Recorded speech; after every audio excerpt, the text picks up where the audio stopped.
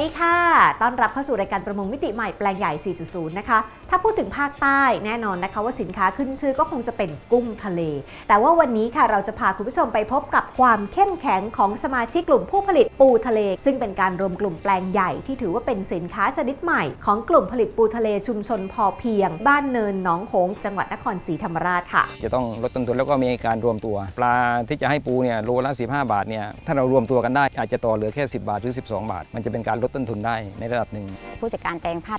ครัฐนะคะก็จัดให้ความรู้ในเรื่องของด้านการผลิตนะคะในภาคของวิชาการแล้วก็ให้ความรู้ในเรื่องของการบริหารจัดการกลุ่มนะคะโดยนัดประชุมกลุ่มแล้วก็ภาคีเครือข่ายต่างๆจุดเด่นที่สำคัญนะคะก็คือพื้นที่การเลี้ยงปูทะเลของสมาชิกแปลงใหญ่เป็นพื้นที่ที่ติดต่อกันอยู่ในหมู่บ้านเดียวกันทำให้ง่ายต่อการดูแลรวมกลุ่มประชุมปรึกษาหารือซึ่งเป็นที่มาของการรวมกลุ่มกันอย่างเหนียวแน่นและก็เข้มแข็งค่ะ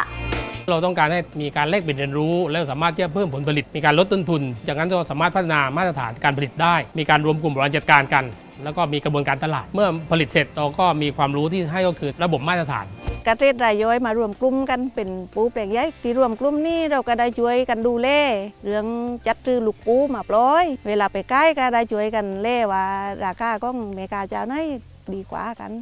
ขอเพียงแค่เกษตรกรนะคะรวมกลุ่มกันอย่างเข้มแข็งแล้วก็ช่วยกันบริหารจัดการแปลงเพียงเท่านี้เองค่ะก็ไม่ใช่เรื่องยากเลยที่จะทำให้สินค้าชนิดใหม่อย่างปูทะเลนั้นประสบความสำเร็จได้จากโครงการประมงแปลงใหญ่ค่ะส่วนตอนนี้หมดเวลาแล้วแน่นอนนะคะดิฉันขอตัวไปชิมเนื้อปูแน่นๆหวานๆกันก่อนพบกันได้ใหม่ในครั้งหน้ากับประมงมิติใหม่แปลงใหญ่ 4.0 นะคะวันนี้สวัสดีค่ะ